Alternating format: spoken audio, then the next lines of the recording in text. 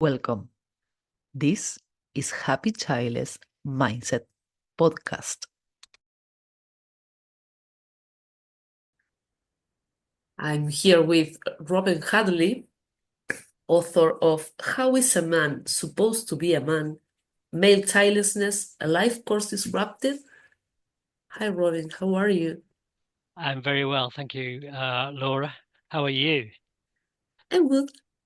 Good. We met twice before and we had a blast both time. So I'm already kind of laughing. That's good to laugh, I think. Yeah, I think Even it on serious subjects, you've got to yeah, have it likes the a heaviness of the balance. subject. Yeah, Mm. absolutely.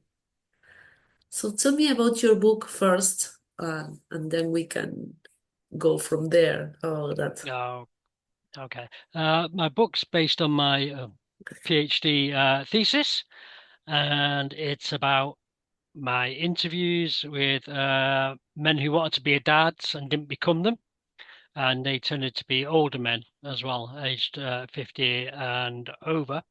So Mhm. a bit like me, really. So I interviewed myself. And I did too, so yeah.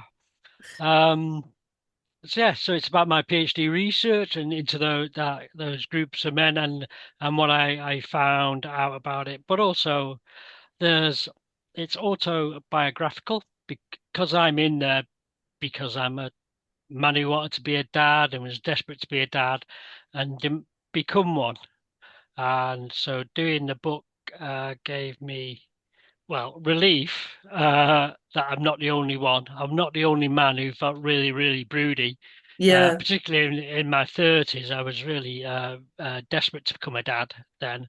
And so that's good confirmation because you don't hear much about that about men and the desire for fatherhood. It's just like expected. You will become a father in the way that you're expected to become a mother, but there's a lot more around women and not becoming a mother and what that means.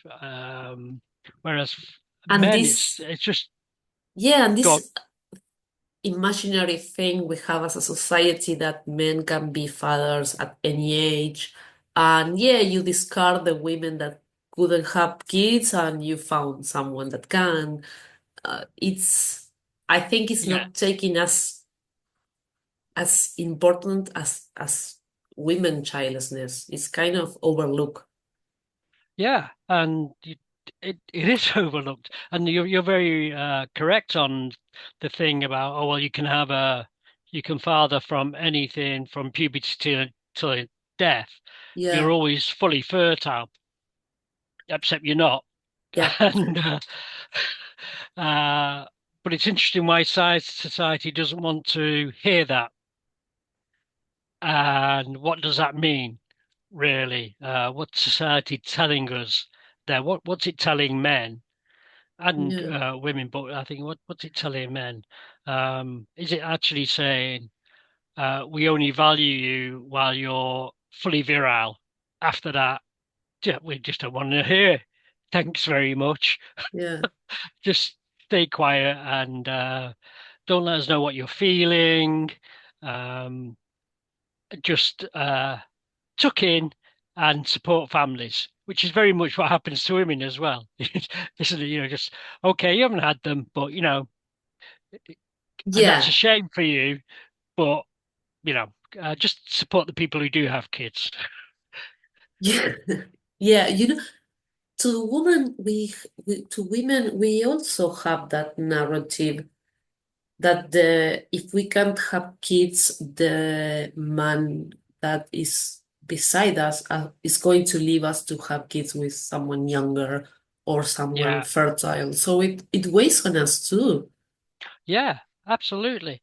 And I think then generally the media pick up on men who do that Yeah, and celebrate that. So they celebrate older men who become dads with young women, and they're usually like pop stars or media celebrities, film stars, and they're also very, very rich.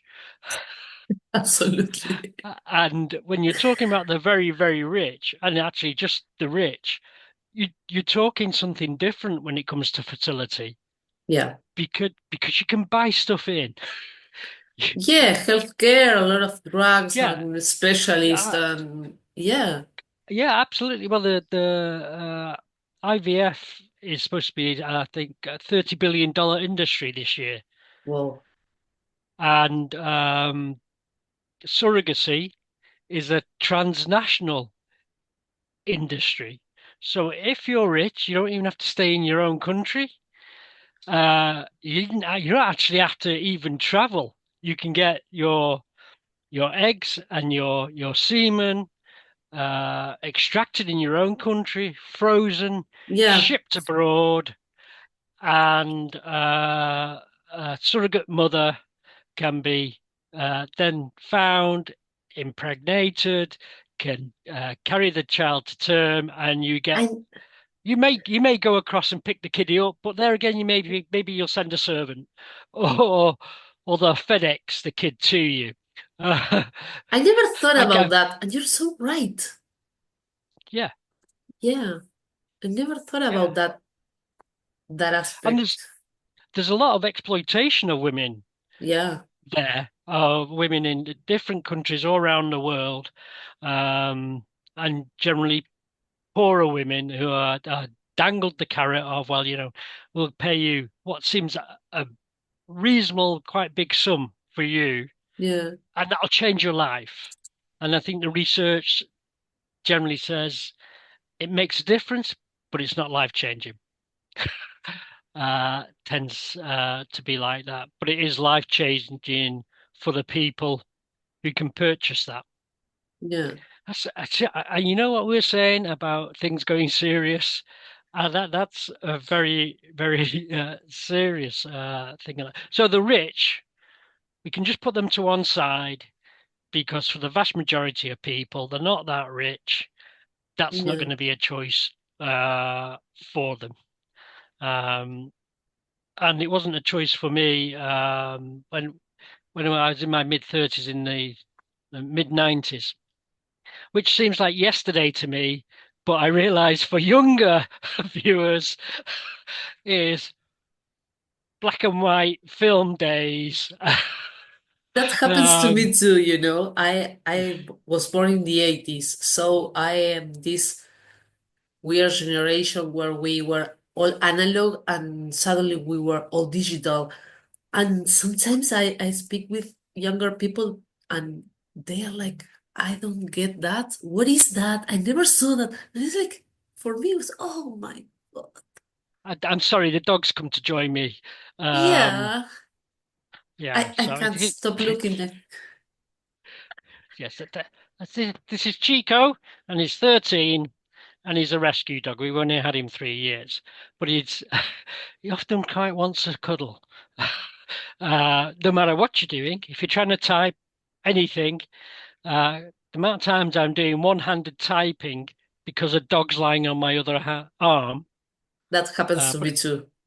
yeah, And they know to come from the left, so they know my left is going to pet them because I have three pets. I often like I'm petting a short hair and suddenly I'm mm, petting a long hair and it's like, when did you switch? yeah, I get that. yeah. Yeah. So, I yes, after you. I was wondering if since we are talking about rescue dogs and everything, like how to people sometimes become parents. As a man, did you found a lot of the comment about why don't you adopt? Because I think women are more, we tend to hear more that than men. But I Yeah, wonder if you heard it. I, I, I did hear it. I think it depends whether you're in a relationship or not, and at what stage that relationship is. So it's usually a few years in, I think, Yeah, possibly age related. But um, we did hear it a little bit. I think a little, probably not as much as people had gone through IVF, because that comes into the conversation. And then I think genuinely from a position of people trying to help and be kind, well, just adopt, don't worry, relax, it'll come along when you're least expecting it, Yeah. da da da da da. Part of that I think is, genuinely that they want to be nice and engage, but they don't want to engage. They they want to keep engagement just out there where it's nice and safe. And Yeah, I give you a reply. Just let's just focus on yeah, another thing. let's Yeah, in Britain, let's talk about the weather now. exactly. Something really, really Yeah. safe. That that's it. People don't want to get sucked into really quite deep stuff. And other people's problems are always easily resolved. Your own are always something different. And there's an element to that. So yeah, absolutely. Did get that, and we did consider it, but we were in our 40s then. And one of the things about adoption is people think it's like going down to the shops. You just go Yeah. pop down to the adoption shop and hand over your credit card, fill in a few forms, and baby will come. Uh, And even if the if not baby, today, then you tomorrow. take a baby home and you don't like it, you can go back and change it for another color or Uh, size or whatever. I'm not talking about color absolutely. of skin. I'm always comparing what people think adoption is like buying a t-shirt. Yeah, Like I tried yeah. it in the store, I think I like it. I come home, it's like, oh, it could be another color because I want to wear it with these pants and it's not like that. It takes year and effort and yeah, it's not a Yeah, band-aid. and it's not a band-aid, and you're adopting everything about that child. Yeah, So you're adopting their birth mother, their birth father, their birth situation, which generally, if they're up for adoption, hasn't been a great route, yeah, depending on where you are in the world. In the UK, quite often the biological parents have rights of access. So there's all yeah. In that to Argentina, be Argentina too. or organized and dealt with. So it's not an easy option. Plus, certainly in the UK, you have to go through some training. You just can't adopt. You've got to be assessed for suitability and Your have some home too. training and probably have to foster. So short-term adoptions just to help come kids. And the other thing is people think a baby. Uh, well, That's not quite usually the case. often it's anything from baby to 16 in the UK, I think. And there's quite a lot of people, kids from, I don't know, a couple of years old to 16 that Yeah, would like to be adopted, and there's a demand there, but people want babies. yeah, And it's just not an easy thing at all. So yeah, I have the adoption thing. As you can tell, because I've just ranted on about it a little bit without hesitation or taking a breath, really. But yeah, had that. I think for men as well, particularly men who have gone through IVF and maybe their fertility's in doubt, then certainly in the UK, other men would say, well, it's okay. I'll come round and visit your wife or your partner because I've got kids, so my seed's okay. Or derogatory things yeah, like that. So it's not that supportive from people who don't understand. And I think there's also for men a slight suspicion that grows with age about why you haven't had kids. yeah. I hope you are enjoying this episode. If you are, please consider making a donation to the coffee link in the description. Okay, back to the episode. Yeah, so there's that. So another discounting thing is, well, yes, you can have kids until from puberty till death. That's fine, and you can do it anytime. So if you're not, then why not? Because you've not had them for a number of years, a number of partners, etc. So maybe you really don't want them, and that's a bit strange. Usually from parents, but how societies operate is they look for your weakness and use it against you. Yeah. Is that what you found in your book when you were doing interviews and telling your own Yeah, story? yeah. That the so there was a man who was met his wife. They got married and they were both working class, and they moved out of the city to a small area and bought a house and worked hard, and they were planning to have kids, but it never happened. And in her early 40s, she got a cancer. So there was a few years dealing with that before she died. And they lived in this small street and a very friendly street. And the kids used to come and play with their dogs and take their dogs out and play in the garden. But she was the gatekeeper to that, always went through her. So when she died, he said, I wouldn't let the kids in because I don't want to be seen as one of those men who has young children coming around. Yeah. And I know that's very culturally specific, and maybe to Westernized places, because when I went to a conference in Malaysia, in Borneo, and when I sort of mentioned this, they were very surprised. And I noticed there that doesn't matter who you are, you are very included in uh Yeah, family life. yeah. Yeah.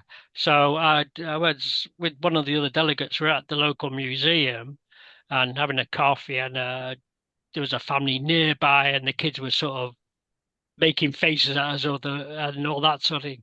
And the parents were very, very happy for that interaction to go on and celebrate it. And I'm not so sure it would. I'm pretty sure it wouldn't be tolerated to that celebratory encouragement way in this country. Yeah, I think there are in Asia and Africa, there are more societies that are not just family center but community center. Everyone Absolutely. raise the kids together, and but I think in our Western culture it's not like that, and there's also so many, unfortunately, predators and pedophiles that sometimes we over cherish the kids. Yeah, yeah, yeah. I spoke to a teacher, a primary school teacher in the UK, and well, it's fairly rare for a man to be a primary school teacher Yeah, in the UK.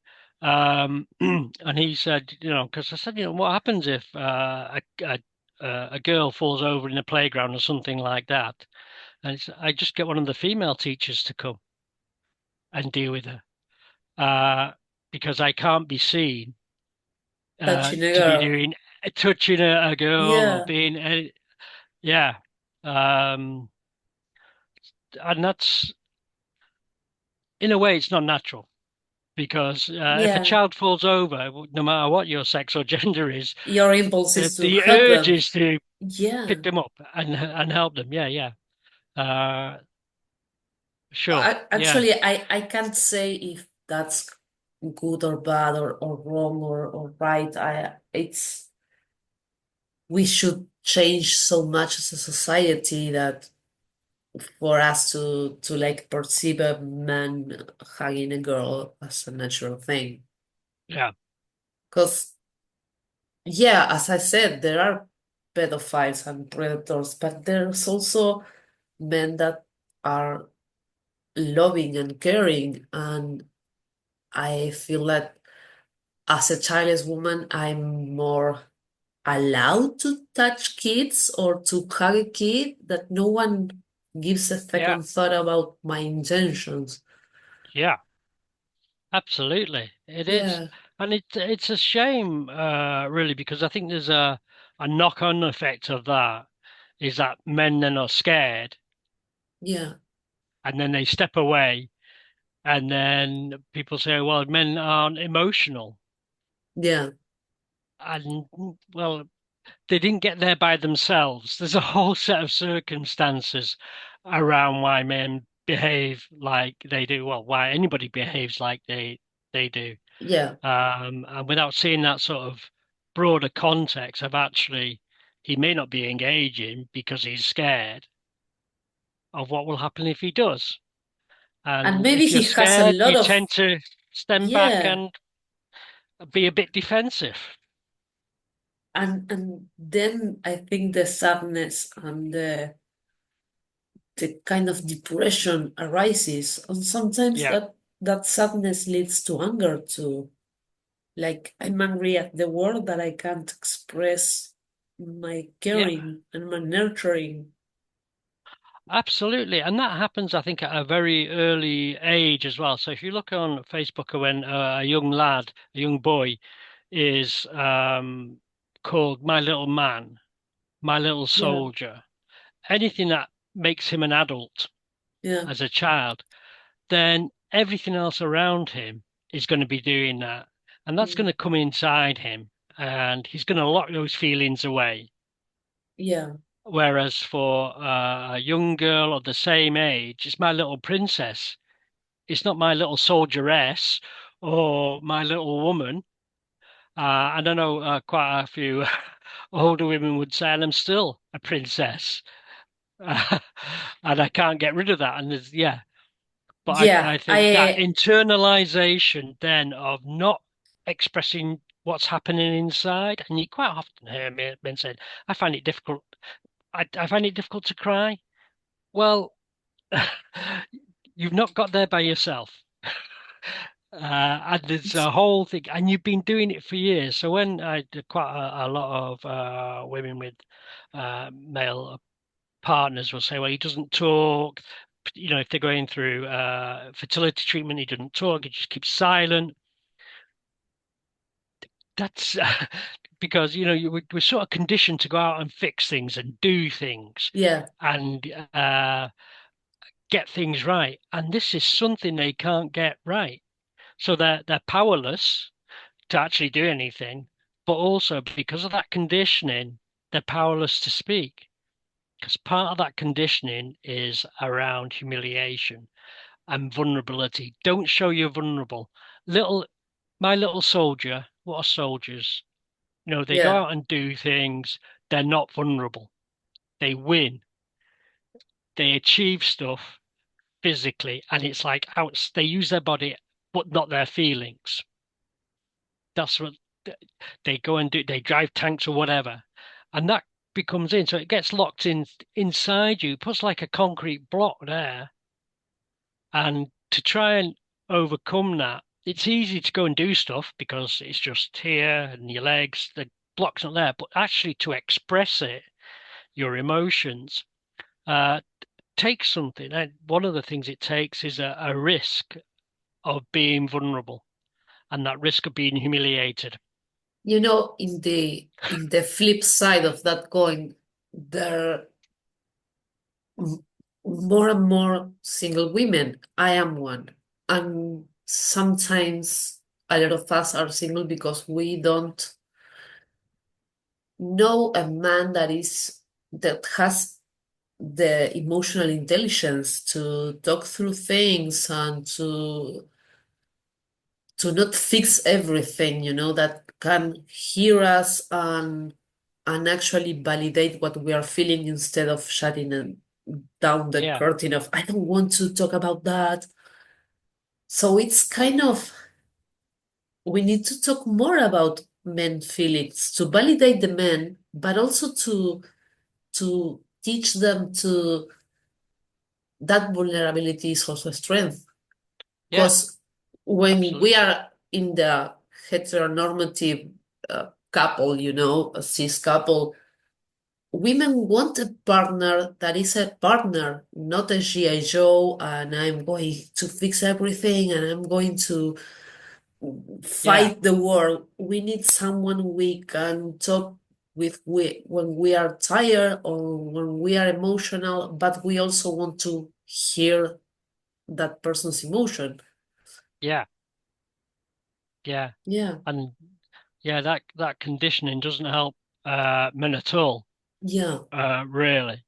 Um, I think particularly once you sort of past the 20s and you're getting into relationships and stuff like that. And it might be slightly different for younger men because I think there's more resources available for them to draw on. But also some of those resources are awful. But if you think about Andrew Tate, what does he offer? I don't know because I've never looked at his stuff. I wasn't even aware of him, I know and that's who he is something. in a broad Yeah, sense, but I don't. but generally it's this very hetero, masculine, macho. I'm in charge. The woman does this. It's that sort of uh, thing. And why does he get young men? It's because they're looking for structure Yeah, and sets of rules of engagement. And in many societies, when they first were being formed, there's something that happens round about puberty for boys and girls. There's a set of rituals that you go through yeah, that moves you from being a child to being an adult. And in those ritualized ceremonies, tends to be putting rules and expectations and ways of behaving when you're an adult. So you have to go and do something and come back. Okay, now you're a man. Now you're a woman. yeah, But coming, but with that is this. This is how you behave. This is what's expected of you. If you behave like this will be the reward. You'll feel better as a person. And there's something around that I think we've sort of lost in for a lot of young men in Western societies of actually, yeah, there's a big bright world out there, and you can be you. That's fine. But we're all unique. So there's a whole lot of us being unique. So we need a few rules just to make sure that everybody gets on, and it makes it easier for us all if we all know what the rules are and what the good behavior is. And generally, the good behavior is don't do anything nasty. Just be nice to people. Try to understand for that what you me, see isn't may not be the whole story, that there's a story behind that and why people behave like they do. So yeah, it's not all an absolutely. attack on you. Yeah. For me, it was hard being a woman. Mm, I was always more masculine, and the set of rules sometimes felt like I was being choked. Like, because yeah, I had to be this princess. I am not that. No matter yeah, how hard I tried, I couldn't be that. I don't sit straight like that's my knee. yeah, I was climbing trees and girls don't do that. So yeah. I'm wondering how we can have a set of rules and allow everyone to be themselves. Yeah. I think we are in the shifting part where still the pieces of the puzzle are not really there. We need some Mm. structure, but the old structure wasn't really working. Yeah, I think the structures change over Yeah, years, and politics they change, Yeah. and economics they change. But yeah, absolutely, we need flexible structure. But if we have a good structure, it's a good foundation, Yeah. and that means we're good to grow and actualize, and I get my needs met, but I don't necessarily impose on you and take I can respect your needs. And sometimes they'll intertwine and sometimes they won't. There's no Yeah. need to fight. Yeah, I think what you said is spot on. Be nice. Be a kind person. You don't get the full picture of why someone is behaving like how they are behaving. Even if someone, I used to be a really angry person, but now I even if someone says something nasty to me, I think they are hurting and they are reacting to some pain that I'm not seeing. Because that will Mm, happen to me. I was angry at the time because I was hurting so much that it was like I was this animal that was caged, and if mm, you tried to pet me, I would bite because I didn't know the difference. yeah, But it's something we need to learn individually and as a society. yeah, yeah, Yeah. absolutely. Ah, so I interviewed Robert Nardan All before, right, and I confused you two at first. of course. I'm the good-looking one. And And Robert would agree. since you're mates, he might. Yeah, He told me your book inspired his. well, that's kind And of him. and I was wondering if you interviewed him for your book or if you met I him after. yeah, I met him afterwards. Um, I I was radio. I was invited onto a radio show and to be guest editor for that radio show, which I was a bit worried about. Meant I had to be in the studio operating all the equipment, but it didn't. It just meant I had to be a voice there to go through the whole show. And Robert came on as one of the phone-in people and told his story, and we contacted after that. So yes, I know Robert. I know his story. I know he's working very hard to Display. increase the knowledge around men, to men's voices, childless men's voices. There's lots of men's voices, but childless men's voices is the ones we don't really hear about. Um, and I would argue, particularly men don't want to hear about either, uh, as well. So it's really interesting that, Matthew Perry from Friends died the other Yeah, year, didn't he? And in his autobiography, he says that, I spent millions of dollars on therapy, but actually all I really wanted was a family. yeah, So there's that thing of actually what I wanted was to be a father, and what not doing that. And also I think the thing is not realizing that's what you wanted. And I think that's the thing. I'm sorry, I'm going to turn it back to me now after Robert. But in my mid I was 30s, going to ask you a question about that, but okay, in my mid 30s, I was really, really broody, desperate to be a dad. I'd been married in my 20s and we'd got divorced for a number of reasons. And then I had another deep relationship. And at one point, just before we broke up, she said, I want your babies. And yeah, and then we broke up. And I was really desperate to be a dad after that. So in my mid 30s there. And my friends and colleagues seem to be becoming dads. And you're out of sync with the social world Yeah.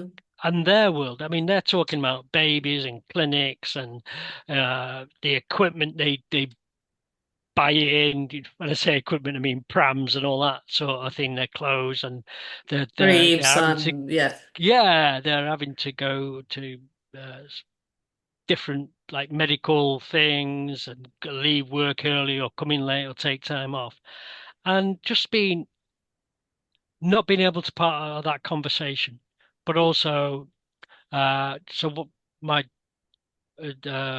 friend at the time, but also a colleague, we used to have teas and coffees and lunches together. We worked in the same building, actually on the same floor. And he became a dad, and I was so jealous of him, so jealous that I couldn't face him. I couldn't walk past his office. I was so, so jealous of him. And I just stopped uh, going in, and I wouldn't really converse with him apart from work stuff. And eventually we had a chat and he said, "What's up?" Because, when things aren't what they were. And I said, you've got the life I should have. So I said, "Well, I can't do anything about that." He said that I can't do anything about that. Can we just go back to being where we were, which we did. But I think there's that was very true. He had a life that I thought that was the ideal life. And in that arc of life, you go through with a group, and if they're on a different track and on the ideal track for you, then that gap between your tracks seems vast Yeah. and really difficult to cross. And this is where those things that people say come in. Oh, well, it's okay. You're only in your 30s. You'll find someone, just find Relax. a woman who's willing to have a baby. I mean, what do you do? Just walk down the street and say to any passing woman, "Do you want to have a baby? Because I do." I mean, that'll work. Um, and I was really It's not shy in creepy my at all. no, it's um yeah, I was really shy as well in my late teenage years, which didn't help. And also I've got a hearing disability as well. So there's certain things that count towards your childlessness. And one of them is how you form and maintain relationships. Yeah. And if it's difficult to form a relationship, I mean, because it was very much, faint heart never won fair maid. So you have to be bold as a man to get a woman, for want of a better terminology. But if you're not macho, and surprisingly, I'm not. Um, um, it's difficult. I also have four sisters, so I have a there's a thing about just not seeing women as sexual things because Yeah. it's sisters you know all around about sort of women, and they're just people.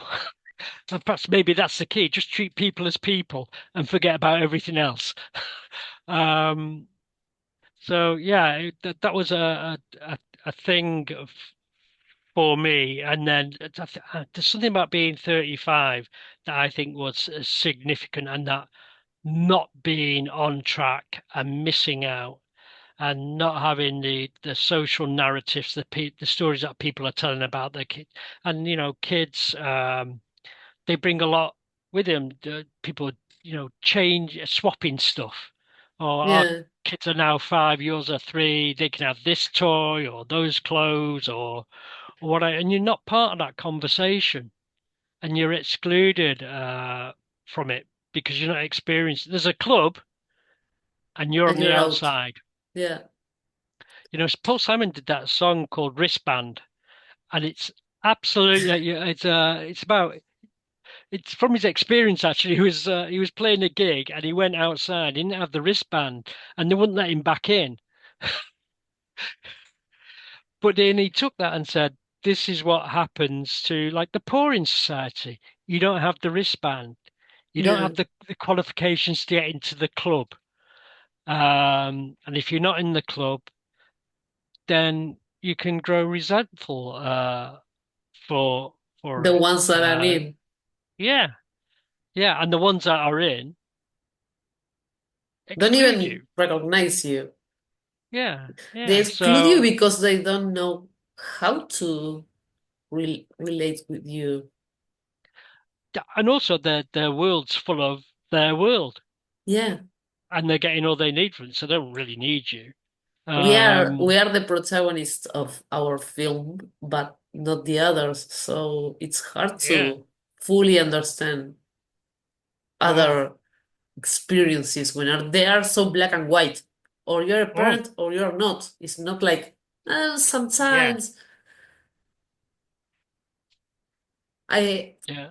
I mentioned Robert because I was going to ask you about your friendships in this childless life you have.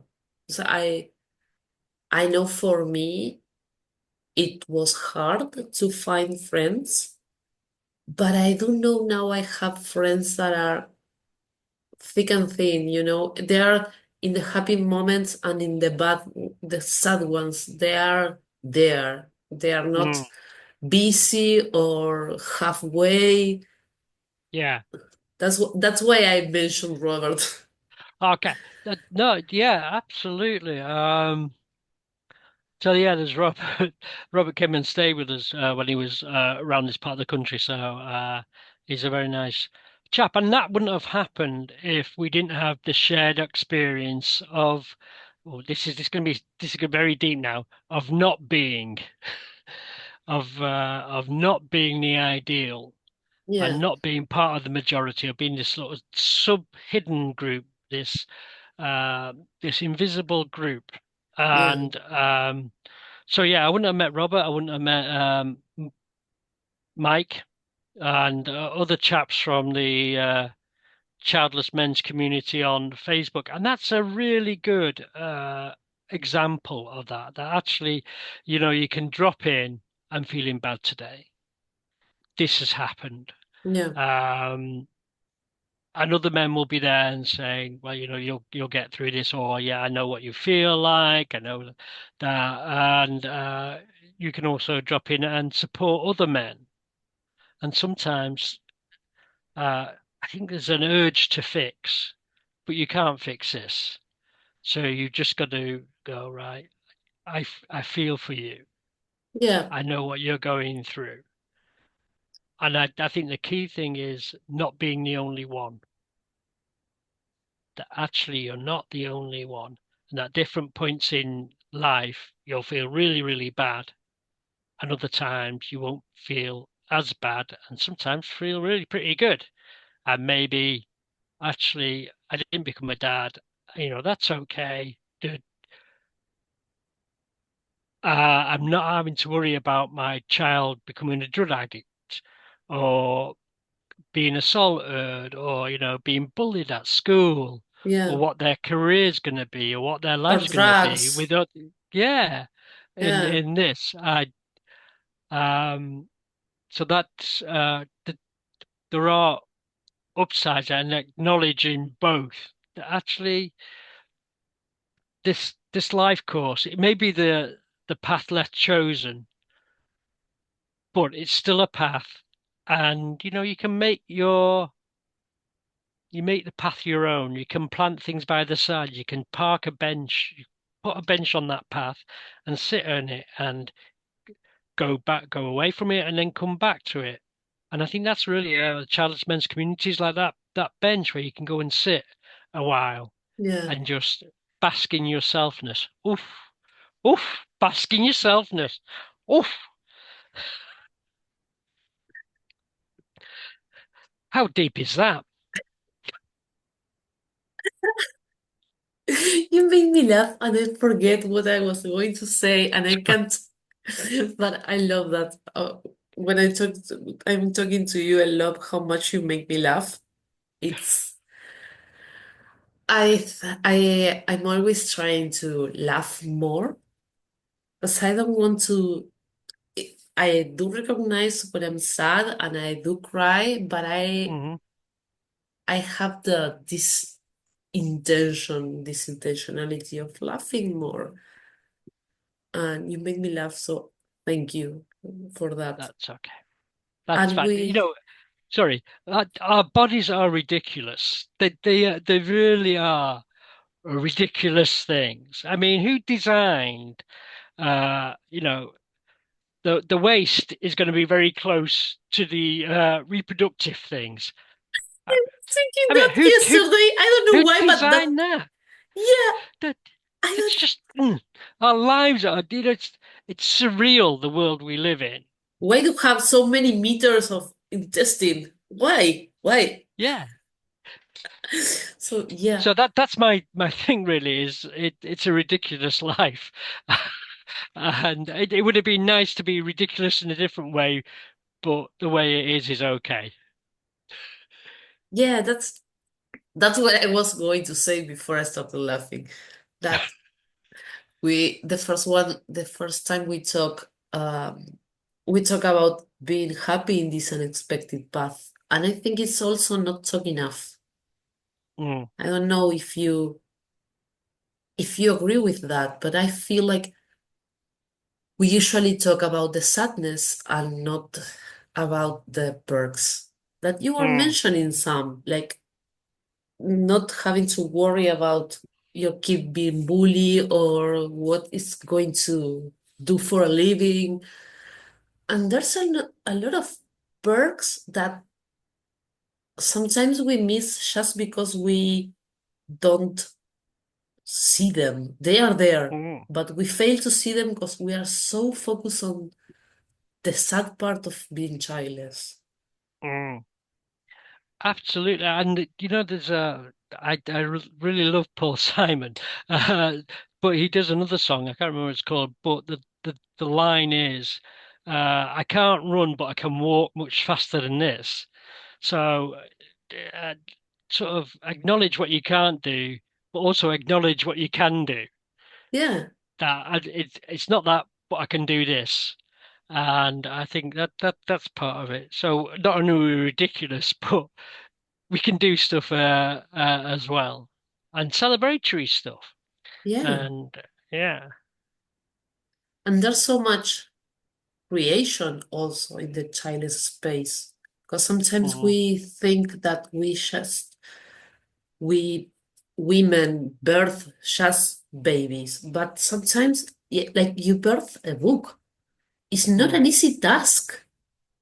It's writing, correcting, getting published, and we don't celebrate that enough, I think.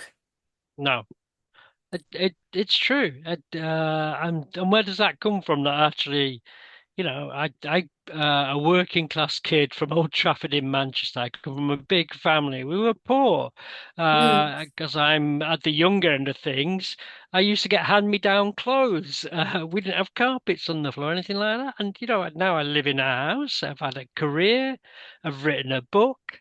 I've met wonderful people like you. You're in Argentina. I mean, that's just amazing, isn't it? That I'm speaking yeah, to Laura in Argentina, and we've got something in common. We've got a yes, shared experience, and not only that, shared attitudes and connection. We've got a connection that yeah, is just miraculous, really. yeah. I couldn't agree more. Like the first time I talked to you, I think I told you this. I'm talking to a man in the UK, and we are not trying to, I don't know, date online or something like that. We were just chatting because Yeah. we have this childlessness in common, but we also have this take of on that childlessness that is, well, I'm choosing a happy life for myself regardless I am childless. Mm, yeah. And yeah, that's why I'm doing this podcast. And sometimes people think that I just put on the camera and that's it. And it's a lot of work that no one sees. but I'm Mm. so proud I'm doing that. Mm. It's not Yeah. it's not for playing the victim or the I can't pay an editor. It's about my my uptake on what I'm creating. Yeah. The same Uh, is yes, sorry. no, I was going to say it's from counseling. It's self-actualization. You're grown Yeah, to your potential, yeah, and that potential will go and go and change direction uh, as well. And that's a great thing. There was a potential of becoming a mum, and now there's other potentials that are going to grow yeah, instead, and you're doing that. And yes, I think the thing was, you know, like you only ever see the tip of an iceberg. yeah. That's it. You only ever see the tip of the iceberg of someone. And I think I said this in a lot of episodes by now, but I don't know if I would be happy as a mom. I had a Mm, lot of childhood trauma that I started to heal because I realized, okay, I'm childless. mm, So how do I want to keep living and how do I want to spend the rest of my life being miserable or mm, and something snapped inside me was like, okay, I have to change. mm, And I can't say I'm glad I'm childless, but at the same time I realize it's been an opportunity, a possibility of changing a lot of things that I needed to change to be happy. mm. Yeah, absolutely.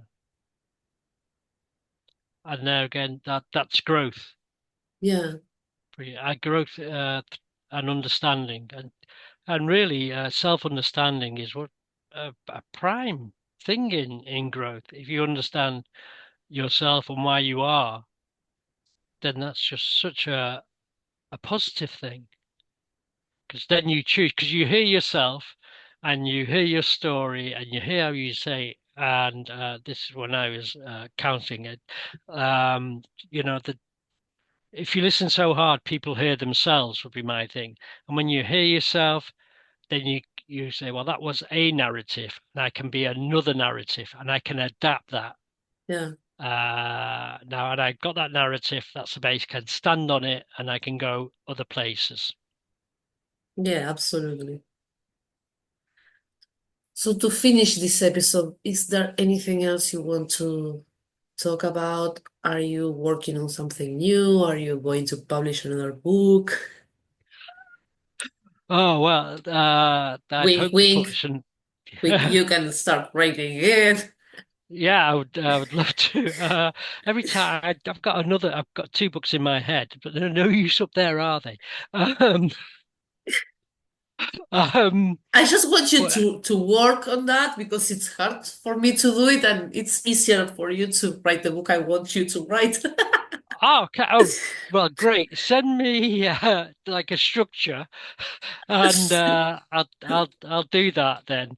No, guess Getting the it. structure, or Use just an your idea. psychic powers and Do write do what do do do do do do do do do. Yeah, I'll use those. What am I doing at the moment? I've just I was in a research project a couple of years ago. The paper's just coming through, and I've just proofread it. I was just correcting it when my computer died earlier on today, which was why the big panic was because I'd lost 1,000 words in this on purpose. I'd edited 1,000 words out. I think computer crashing. Has it saved those corrections, or am I have to go back through it again? But luckily it had. So that was a good thing. I've got another paper that just got rejected, so I've got to put that somewhere else. That should be dragging on. But yeah, things are going along as they do, really. Yeah, yeah, and it's been a real honor to be on your podcast and have our chat. And although it's been a bit, it's been very deep, I think, I think, as yeah. well. Yeah. Yeah. But I like being able to talk about deep stuff in a lighter mood. Mm, So I'm yeah. grateful for that.